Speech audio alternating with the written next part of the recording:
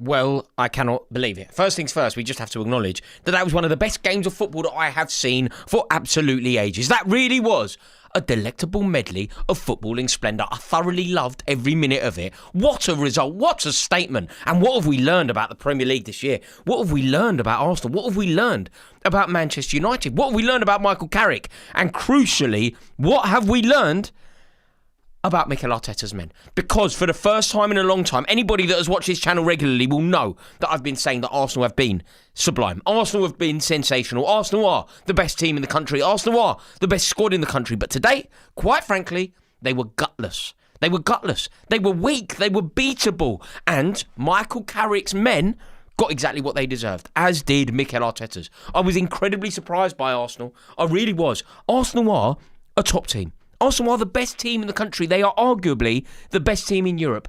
And yet they weren't quite up for it today. There was something weird. There was something beatable. There was something not in keeping with what we know about Arsenal Football Club. Like, from a Manchester United perspective, though, before we dissect exactly what's gone wrong with Arsenal, exactly the ramifications of it, I don't think it's too crucial for Arsenal. I don't think it's too damaging, as long as they bounce back to winning ways. The reason why in a title race you build up a cushion is for these moments. You cannot be exceptional every week. You have to accept that the Premier League title is a marathon. You cannot just sprint away with it. There will be twists and turns. There will be low moments. And for Arsenal, the reason why you built up the cushion is exactly for today.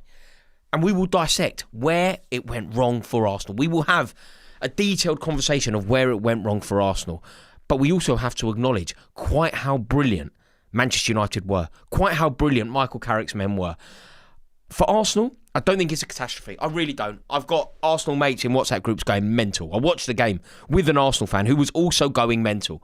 But what I will say is, you have a cushion for a reason. Like, I still believe, sadly, that Arsenal are going to win the Premier League. In fact, let me get a gauge for this. Do you believe that Arsenal are still going to win the Premier League? I don't see a world where Arsenal do not still find their feet, find their rhythm, find their form, find their goals, find their clean sheets, and win the Premier League this year. I still believe that happens. I appreciate that it hasn't been good enough, but can you give me, there's 800 of you watching, thank you so much for tuning in. Can you give me a yes or no in the chat now, just so I can monitor? Do you believe that Arsenal are going to win the league? I just want to see quite how powerful the message is from Arsenal fans. Are you thinking that you are going to do it? Let's see how the yes and no's come in. No, they lose next time it's done. No one says this about VAR. Not in this century. Sure, no, says Box of Stars. They're bottling it, says Sharik. Kobe Kelly says no. Hazard says City. Rory, it's Arsenal. No. It's bottle time. I can't believe it. No. Yes, Arsenal will win the Premier League there from Aquastrike. No, says Tyler. No, says Andrew. No, says Simon Carr. No, says Jane Katz. No, says Thomas Ann. No, probably, says Jack28org. Okay, there is a lot of people saying no, Arsenal are not going to win the Premier League. Let me tell you for why. Let me tell you for why I am still annoyingly confident that they will. One is because they're the best side in the country. One is because they have assembled a team that is ruthless, a team that is capable, and a team that are the best team. Therefore, they should win the Premier League. The second reason why they will win it is because nobody is going to pip them to the post. Nobody is strong enough. Nobody is launching a serious and sustained bid to win this title ahead of them. If somebody was desperate to steal it from them, desperate to bully them out of it, maybe you could say that there is a vulnerability to them. Maybe you could say that there is a world where maybe they aren't quite good enough. But that isn't the case. That isn't the case. There isn't anybody. And I understand why Arsenal fans are dejected. I understand why Arsenal fans were infuriated with that performance. Like 2-1 down, and they didn't seem to have any urgency. You know when they went 2-1 down? When Paddy Dorgu scored that outrageously brilliant goal, where was the urgency from Arsenal? Where was the desperation to get back into the game? Like, they didn't seem to be chasing the game. They didn't seem to be desperately hurrying. They didn't seem to be ruthlessly fighting to get something out of the game. And that, I think, is a problem. But overall, Arsenal are far too strong. The first super chat of the day has landed. And it says, is Arsenal favourites for the league or is it back to City? Arsenal still got to play City at the Etihad. Can Carrick bring 21 to Old Trafford? Two different questions there. I can't read your name, I'm afraid. It's very long. Thank you very much for your super chat. Are Arsenal still favourites for the league or is it back to City? No. Arsenal are obviously still favourites for the league. Arsenal are still obviously the team to beat. Arsenal are top of the league for a reason. Arsenal are top of the league with a cushion for a reason. They are the best side in the country. Like, look, 46 points to Man City, 50 to Arsenal. So there is a 4-point swing. The reason why you get that cushion is so that you can have an off day. And Arsenal most certainly did have an off day. But to answer your question about Arsenal, yes, Arsenal will win the league. We are going to have a serious discussion about Michael Carrick. That's going to be coming up a little bit later in the show, so make sure that you stay tuned for that. Michael Carrick, brilliant. And I don't understand why people are being so snide to him. Simply because of past mistakes. Simply because it didn't necessarily work for someone else. Michael Carrick is his own man who deserves to be treated in his own way. Rory, what a birthday present, eh? I mean, it is my wife's birthday. It's actually my wife's birthday. So happy birthday to Victoria. But yeah, I mean, it's an amazing result. I thought it was an amazing game. Sometimes football, it just needs that, doesn't it? These two clubs going head to head. That's football for me. Like, you know, when you think about like Premier League rivalry, think about the best moments of Premier League football. I always think of classic games. If you remove Chelsea from it, so that I can't look at it through biased moments. Like, I can't say Lampard at the Reebok, or I can't say Didier Drogba at Anfield. If I remove it and I think about football, Premier League football, I think of this fixture. I think of Ruud van Nistelrooy's penalty when Martin Keown stood towering, Lauren giving him a dig in the ribs, Ashley Cole venomous. That's football to me. Obviously, you think of the Keane versus Vieira moment in the tunnel. You think of that 4. Do you remember when Manchester United absolutely battered Arsenal? 0-1-0-2, Dwight York scoring a hat-trick. Do you remember John O'Shea's chip? Do you remember Sylvain Wiltord? Do you remember Mark Overmars? This is football, and this...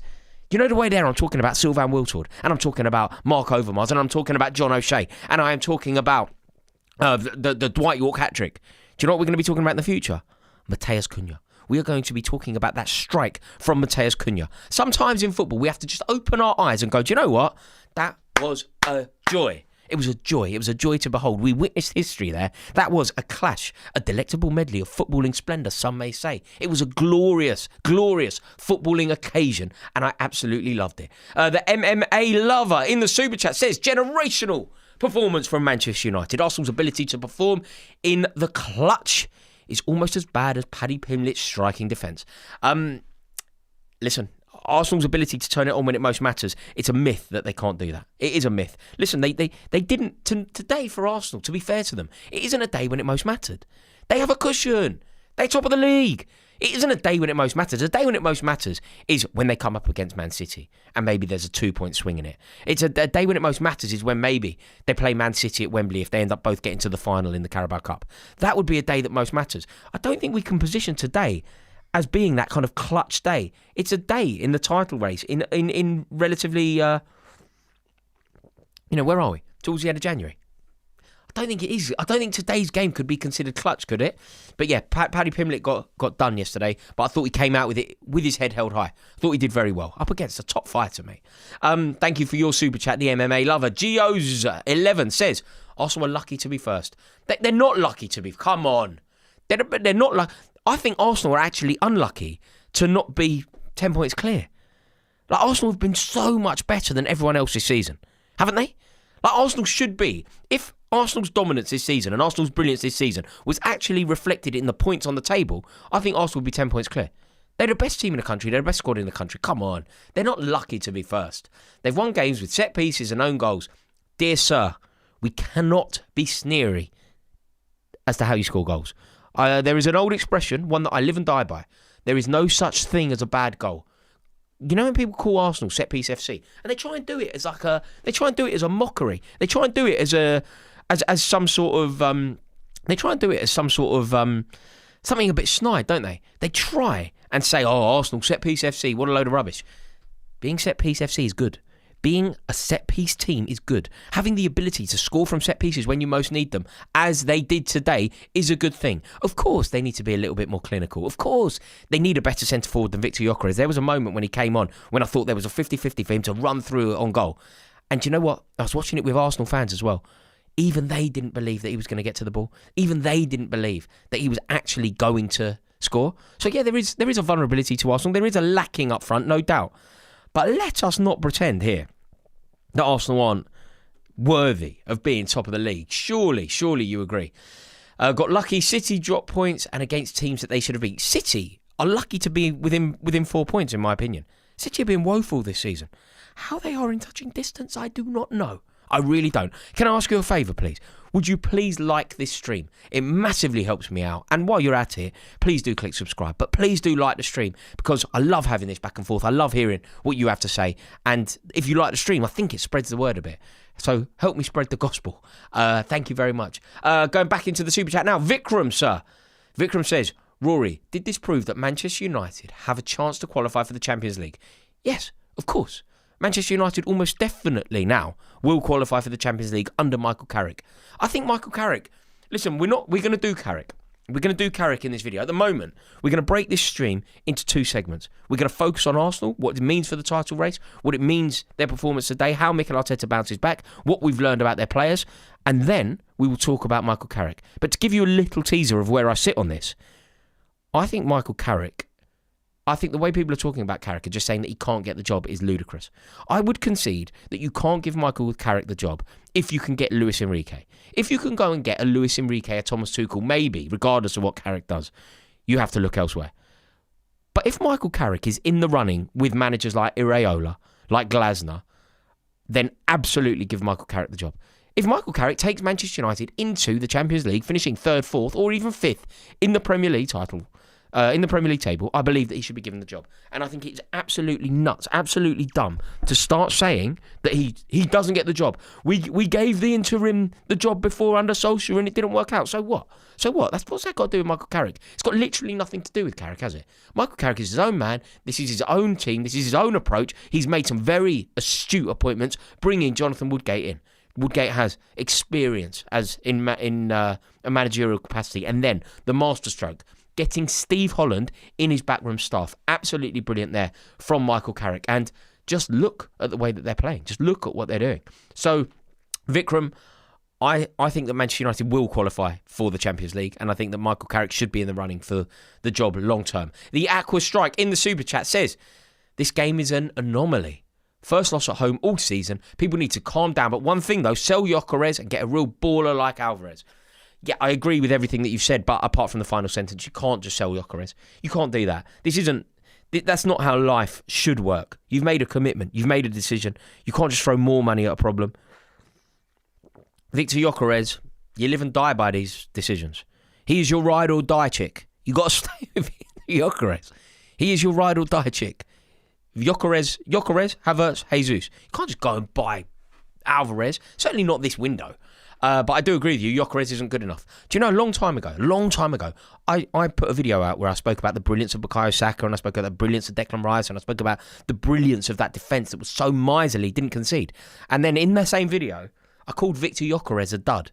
And honestly, I was heaping praise on Arsenal fans. I was heaping praise even on the Ashburton Army. And you know how I feel about that kind of choreographed thing. But I was saying that the Ashburton Army, who are making a racket at Arsenal, deserve some praise. That's honestly in the same video.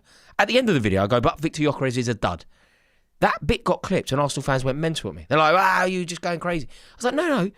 Victor Gyökeres is a dud. But your team are brilliant. Your club is in a great place. Victor Gyökeres is a dud.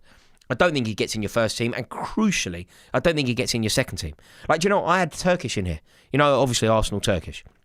I had him in here. We were talking. We were doing 2 teams. You can see the video on this channel. Don't leave now, though. Don't go and watch it now. Watch it later. Save it for later. Don't leave the live. Turkish and I were talking, and we were building up 2 Arsenal second string teams. We sort of explored, where did Arsenal second string finish in the Premier League title race? In my opinion, Victor Gyökeres doesn't get in Arsenal's first team or second team. That's how bad it is. It is a dud of all duds. It is a dud comparable to Chelsea duds. You know our centre-forward track record. Whoever you think it is, Matthias Kesman, for example. Whoever you think it is, Alvaro Morata, for example. Whoever you think it is, Gonzalo Higuain, for example. Whoever you think it is, Timo Werner, for example. Victor Gyökeres is that.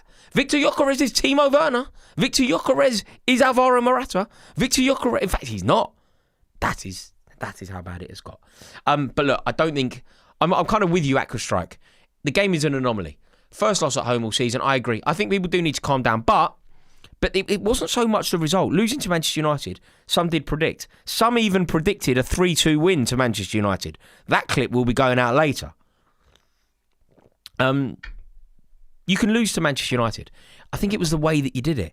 You know, the way that you lost, the way that it was calm. You know, if you look at the context from a Manchester United perspective, they were going to Arsenal. They were going to the best team in the country. They were going to the best squad in the country. Mikel Arteta's team haven't lost at the Emirates all season. And I think they have won. I saw a stat go up on the telly when I was watching it. They've won 24 games out of 24 when they have scored first this season. If they score first, they win the game. And they did score first. Lisandro Martinez's own goal. They did score first. And yet somehow Manchester United turned it around. That is what's more worrying. If it had just finished 1-0, 2-1, and it had all kind of gone the way that it can when you play Manchester United. When you play Manchester United. If Bruno Fernandes scores from 30 yards and Cunha does what he does, and ultimately Arsenal get one back and it doesn't really go, they were fine. But Arsenal were winning. And then they were losing. And when they were losing, they never really looked that up for it. Which I do think was weird. But Aquastrike, I'm kind of with you. It isn't a catastrophe. The reason why you build a lead in a title race is for this result. Like, I remember when Chelsea won the league under Mourinho, right, second time round. So 2015, Harry Kane and all that at Tottenham. We went to Tottenham on New Year's Day. So not dissimilar to this, right? Tottenham scored 5. Bloody Kane and all that. 5. They battered us. They absolutely battered us. And we went 1-0 up. Oh, my God. Diego Costa scored for us, if I remember right. I was at the game. I had a big banner. We won 6-1 at the Lane. Yeah. We got battered. 5-3, I think it might have finished, but I was well on my way to Seven Sisters Tube by that point. Game finished 5-3. It was a disaster, but we won the league. You feel me? You see what I'm saying? It's not going to be plain sailing. You're not just going to win every single game, every single week. But I think that we will see how Arsenal react now. Reece K in the Super Chat says, would this be the worst front three to win the title? Yeah. Yeah, I think it would. Do you know what? There's an interesting way of looking at Arsenal's front three. I believe Bukayo Saka's a world-class footballer. I don't necessarily believe he's putting in world-class performances at the moment, but I do believe him to be a world-class footballer. I think he is that level of footballer. The rest are nowhere near it. If you did a team of the season, so Arsenal, best team of the country, top of the league, top of the Champions League. And yet, if you did a team of the season, not one Arsenal front player would be in it. Not one attacking-minded Arsenal player would be in it. You do a team of the season. You talk about Arsenal's goalkeeper, no doubt. Talk about any of Arsenal's defenders, no doubt. Talk about any of Arsenal's midfielders, no doubt. Talk about none of Arsenal's front players, no doubt. That's weird. It's a weird balance. You don't often have that. You don't often have a team at the top of the league that is capable in that circumstance of... You don't often have a team at the top of the league that's capable in that circumstance of like being top of the league and then not really having any forward players in the best team of the season.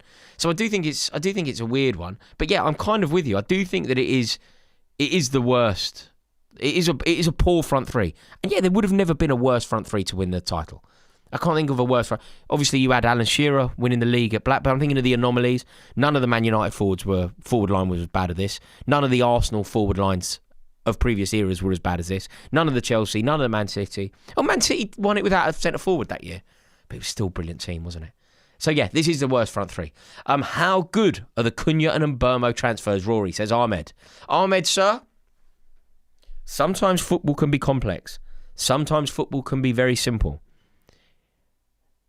The simplicity of the game is demonstrated by the signings of Mbeumo and Cunha. You take players that are proven in the Premier League from a proven Premier League team and you bring them to your team. It was the Sir Alex Ferguson strategy. Premier League proven footballers. And it was also where Manchester United as an entity have gone so wrong over the years. Like, apart from Mason Mount, prior to the summer that we just had, apart from Mason Mount, I think there was almost none. No signings, basically, arrived from other Premier League clubs. Every signing that Manchester United made prior to Mason Mount basically came from other countries. You need Premier League proven players, man. It's what Sir Alex Ferguson was a master at. He was a master. Dwight York scores a goal at Wembley to win Aston Villa the League Cup against Leeds United. What happens next? Suddenly he's playing for Man United. Wayne Rooney scoring goals for Everton. What happens next? Bang, playing for Man United. You go and you sign players who you know can do it in the league. Eric Cantona was scoring goals for Leeds United. Leeds United win the Football League. What happens next? playing and scoring goals for Manchester United. Sometimes football can be very easy. Sometimes 2 and 2 makes a Christmas cake. And if you want a Christmas cake, you go and you sign players who are proven in the Premier League. And that's exactly what Manchester United have done there, and it is working. El Nini says, love your videos, brother, from a Tottenham fan. You're very, very rare. Not many Tottenham fans like me. They hate me. So that's very kind of you. Thank you very much and welcome. In fact, could I ask you all, if you are watching this and you aren't subscribed, would you do me the honour of clicking subscribe? It really does help me out. I would love to welcome you into this community. And if you would click that subscribe button right now, I would be eternally grateful. Let's see if anyone has. See, 362, 361. Someone's left. Thank you very much. That is brilliant. That's the beauty of that is the beauty of the internet. Isn't it? That is the beauty of the internet. Love your videos, brother, from a Tottenham fan. Gyökeres has to start ahead of Jesus, says Alfie. Alfie, are you man the what? Like, that is mental. Mental. Madness. Alfie, are you okay? There is absolutely no rationale that could suggest that Victor Gyökeres should be leading the line ahead of Gabriel Jesus. Gabriel Jesus is so much more clinical, such a better player, so much more worthy of starting for Arsenal. Arsenal are a better team with Kai Havertz in it. Arsenal are a better team with Gabriel Jesus in it. And I wouldn't have Victor Gyökeres anywhere near the Arsenal team. I wouldn't even be throwing him on. You know, today when that quadruple substitution happened? If I was Mikel Arteta, I would say no. Absolutely not. Absolutely not. He's not the guy. Sometimes in football, right? And life, let's make it more existential. Let's talk life. Sometimes in life, it just doesn't happen as you want it to. You meet a girl, you take her out, you take her to the cinema, man. You take her to the Odeon, Leicester Square, you spend some money. You go for a nice steak, you go down to Smith and Wollensky first. You think it's going to be brilliant. Doesn't work out. Do you know what you do? You just admit it. You say, do you know what? I had a lovely evening with you. I'm going to pay for you to get a taxi home and I will never see you again. That's how life goes. What Mikel Arteta needs to do, he needs to take Victor Gyökeres to the Smith and Wollensky, beautiful restaurant, steak restaurant, have a nice bottle of wine, have a lovely, lovely Côte de Boeuf, pay for his meal, leave the restaurant and say, Victor, sir, you're not the man I thought you were. You aren't that guy. You do not have what it takes to actually deliver for me. I have aspirations in life that you cannot help me fulfill. I want to win a Premier League title. And you, my friend, are a championship player. I thank you for your time. I've had a wonderful evening. Don't hate because it didn't work. Be happy because it happened. Put her in a cab and say goodnight. Arteta needs to put Gyökeres in a cab. Say to the driver, Terminal 5, please. And bid him farewell. Mikel Arteta can be ruthless. We know that he can be ruthless. We've seen him be ruthless. Think about what he did with Aubameyang. Said, absolutely not, my friend. Aubameyang, twice the player of Victor Gyökeres. In fact, that's crazy. Aubameyang, 10 times the player of Victor Gyökeres. And Mikel Arteta was ruthless enough in that moment to say, absolutely not, because you are not right for my aspirations. You are not right for my dreams. You cannot help me succeed. And this geezer, I'm afraid, is just nowhere near good enough. I cannot believe. Alfie Cook's super chat has blown my mind. You blow my mind, baby. D. Ritchie in the super chat says, Thomas Frank will get sacked after losing to Manchester City, then Tottenham will beat Arsenal with an interim. A goal from Romero, mark my words. D. Ritchie, whilst I hope you are correct, you are completely incorrect. Tottenham will not beat Arsenal. You know, sometimes it's just not going to happen. It's just not going to happen. Like, Tottenham, do you know what Tottenham will do? I'll tell you what Tottenham will do. Tottenham will more likely help Arsenal win the league. They will take points off Man City and they will lose to Arsenal. That's what they will do. They'll take points off Man City and lose to Arsenal. That's so Tottenham. That is basically what Tottenham will do. So no, I would say that is far more likely. I don't believe that Tottenham will help stop Arsenal winning the league. I think that they will contribute to Arsenal winning the league. As they already have. They've already taken points off City this season and given Arsenal, bent over for Arsenal, Emirates Eze and all that. Gio says, Odegaard stinker. Why is he captain? Should be Rice. It's an interesting debate. I don't know if I agree with you, Gio, but I like you bringing this to the table as a debate. I thought it was very interesting. Do you remember when Tony Adams said something similar? Do you remember when Tony Adams basically said that Tony Adams basically said that Arsenal will not win a league whilst Martin Odegaard is captain. Tony Adams said that Martin Odegaard should have the captaincy stripped from him. Maybe that's the harshest way of saying it. But he said that the captaincy should be switched. Tony Adams said that about Martin Odegaard. He said Arsenal will not win silverware, major silverware, with Martin Odegaard as captain. Personally, I disagree, but it is very interesting to see that Gios, who I'm assuming is an Arsenal fan, agrees with Tony Adams. Listen, do you know what? I don't agree with this. I honestly believe that Martin Odegaard is a class act. I think that he's a good captain, and you saw the elevation of Arsenal when he got back into the team. You saw how well he has played for Arsenal since he got back into the team. Commanding, incisive, brilliant vision, can play a pass most other footballers can't even see. I personally believe that Martin Odegaard is fine. And also, Declan Rice is kind of captain. He's a de facto captain if he's not captain. You can see that he puts in captain-like performances. He's Roy of the Rovers, isn't he? So I don't think anything needs to massively change, Gio. But it is an interesting conversation. And it will be interesting to see if Tony Adams has anything to say at the end of the season if Arsenal do not win any trophies. Aqua Strike in the Super Chat says, questions need to be asked about Bukayo Saka. He's my favourite player at the club, but it's woeful. Our star boy, and he's nowhere to be seen. At times, Madueke puts in a better performance. Like, what? Hanif? Is that Hanif? I know Hanif. How are you, mate? I hope you're well. I'm going to contest this a touch. I think that you've gone so early on Bukayo Saka here. Bukayo Saka could easily have had an assist today, a crucial assist. Played the perfect pass at the perfect time, and ultimately the chance was fumbled. He also hit that great shot. You know, when he sort of feigned the cross, hit a shot at the near post that Lemons got down quick for. But it was going in. Do you know, I'm just surprised, Hanif, that you've brought this to the table. I could make a list of 10 problems at Arsenal. In fact, I could make a list of 25 problems at Arsenal. And I don't think I mentioned Bukayo Saka. I really don't. If we're going to talk about Bukayo Saka as a problem, Victor Gyökeres has done really well. If we're going to talk about Bukayo Saka as a problem, Gabriel Martinelli has done really well. If we're going to talk about Bukayo Saka as a problem, Gabriel Jesus has done really well. I'm afraid that Bukayo Saka cannot be on our agenda today. He is the jewel in the crown of that front line. He is the jewel in the crown of that front line. He is the personification of Arsenal. The fact that he came through at Hale End, I just don't think this is the problem, Hanif. But look, I'm not an Arsenal fan. I don't want Arsenal to win. You're probably more in line and in tune with what's going on. Aidan Quirk says, Dingle are the All-Ireland Club champions. Get up there. Sadly, Arsenal will be second again, but Havertz is still a great man with a kind heart. Need him back starting. Thank you for your super chat, Aidan. I kind of agree that you need him back starting. I don't know if he's a kind man with a great heart. I don't particularly like Kai Havertz. I don't rate him as highly as you seem to. But what I would say is that he is the best centre forward at your club. So you do kind of need him back. What I thought we could do now is actually have a conversation from a Manchester United perspective. I said we were going to split this live into two. We've discussed Arsenal. We've discussed what it means to Arsenal. We've focused on where Arsenal are. And the bottom line on the Arsenal chat is, just calm down, Gooners. Everything is fine. You're top of the league with a cushion, over halfway through the season, up against a Man City team that are flailing. Yeah, you haven't won. You've been beaten at home for the first time this season. It's fine. Sometimes I worry for you.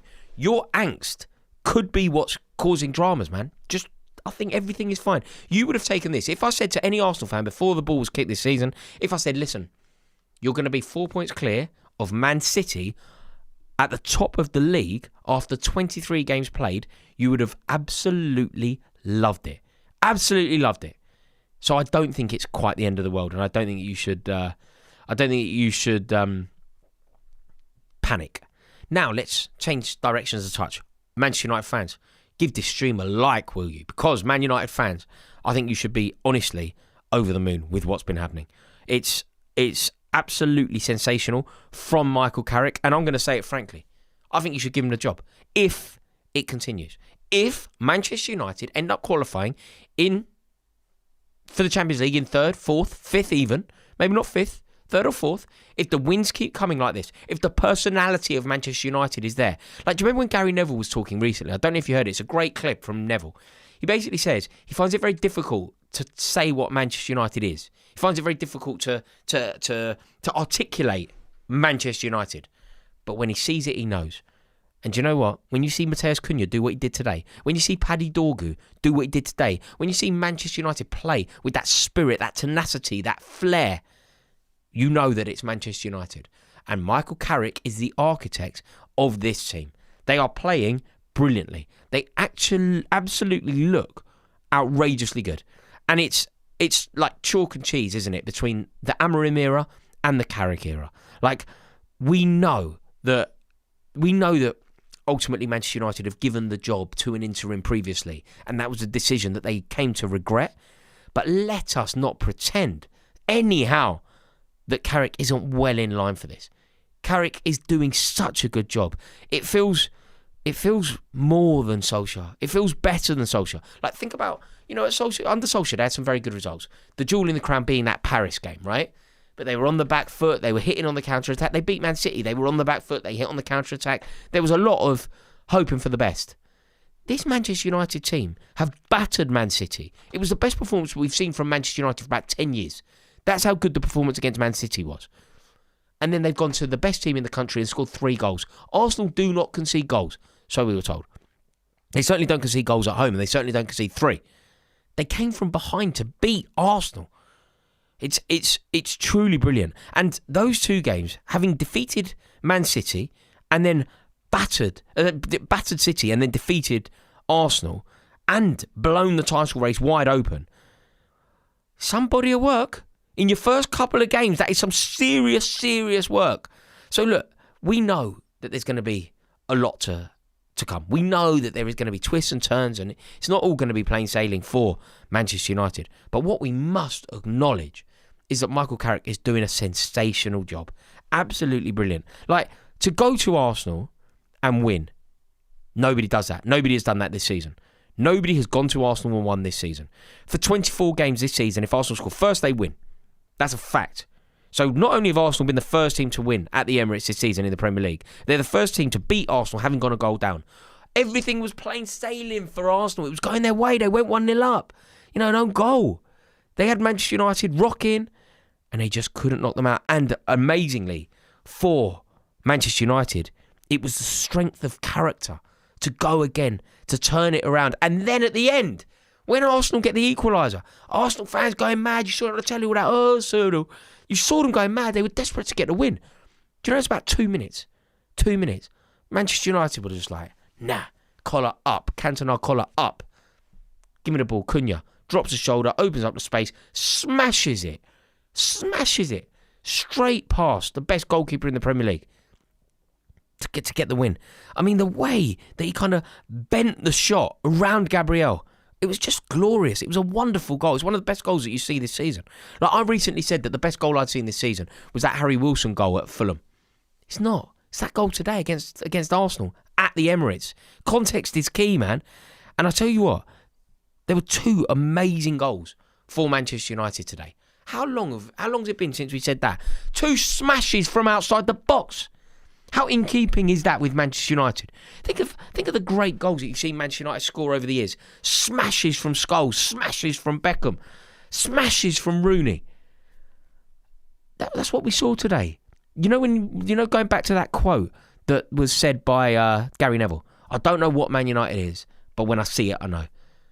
Paddy Dorgu's goal was a goal that Rooney would be proud of, wasn't it? Mateus Cunha's goal was a goal that Rooney would be proud of, a goal that Giggs would be proud of, a goal that Scholes would be proud of. It's so obvious what Manchester United are lacking, and it's so obvious what Manchester United need. And that goal, it was reminiscent of a Cristiano Ronaldo goal at the Emirates for Manchester United at Arsenal. It really was brilliant. And I just think that Arsenal are so good that we have to acknowledge this performance from Manchester United as something special. I thought it really was brilliant. Like, outrageous quality goals. And, like, the way that they played, they took the game. They took the game to Arsenal from a terrible position. Like, Arsenal were, on some level, the architects of their own downfall. Super Chat has landed, by the way, sorry. It's the Wrestle Rant. Says, seen Manchester United pull it out the bag against top teams for years. The real test comes against mid-lower league teams who sit in. Still a great day for the club. GGMU. Yeah, I think that's true, but you haven't seen it under Carrick. Let's see how Manchester United get on against more beatable opposition at Old Trafford. Let's see what happens. But I'm inclined to say that this Manchester United team will elevate and beat those teams at a canter. Like, there's no way that they're getting done by Brighton the way that they were under Amorim. No way. Carrick will not allow it. Steve Holland will not allow it. The character in this team will not allow it. Bruno Fernandes in this dictating role will not allow it. Paddy Dorgu will not allow it. No way. They're going to be fine. And I tell you what, the way that they bounced back, the way that Bruno Fernandes played so well, it was just amazing. And they force the errors. You know, I think people are going to be talking about Martin Zubimendi's mistake. Yeah, but Bruno Fernandes and all forced that. Manchester United as a whole really did force it. It was just amazing. And at that point, when it looked like Arsenal had salvaged the point, at least, you know, Mikel Merino scored that ugly goal that was obviously over the line. I thought Sesko was going to get it off. How, by the way, Manchester United, glorious day. Do you think Sesko sort of was a little bit soft about getting the ball in the face? Was that just me? I mean, the ball hit him in the face and he basically stopped playing. You're like, mate, come on. You're at the Emirates. You're earning a lot of money. The ball hit you in the face. Get on with it. Am I being too harsh? What do you reckon? I just thought, nah, come on, mate. But look, I do think overall it was just amazing. And even if it had been a draw, it would have been a good result for Man United. But that goal hits the back of the net. The stadium are up. Everyone's going for Arsenal. Arsenal think they're going to get something out of it. And all of a sudden, 2 minutes, 58 seconds later, wallop. Absolute wallop. I mean, I don't think it's going to be that damaging for Arsenal. They are still top by 4 points, but they need to show more composure. I feel like Arsenal maybe just a little bit, maybe they're just a little bit emotional. And that can change. I think they are going to be just fine. But an amazing day for Manchester United. A delectable medley of footballing splendour, no doubt. And it will be very interesting to see how both teams react from here on in. Could I ask you a massive favour? Will you please click subscribe? We aren't a million miles away from a pivotal landmark, and I'm dreaming by the end of the year of getting to 400k. So if anyone is watching this and hasn't subscribed, please do consider clicking subscribe. Massively helps me out, and it would be a joy to welcome you into this community. The day belongs to Man United, but I do still feel like the ultimate winner is going to be Arsenal. Let me know your thoughts in the comment section below. As always, thank you so much for tuning in. I really do appreciate it. And before you go anywhere, click subscribe. Congratulations, Man United. Huge, huge day. Ta-da.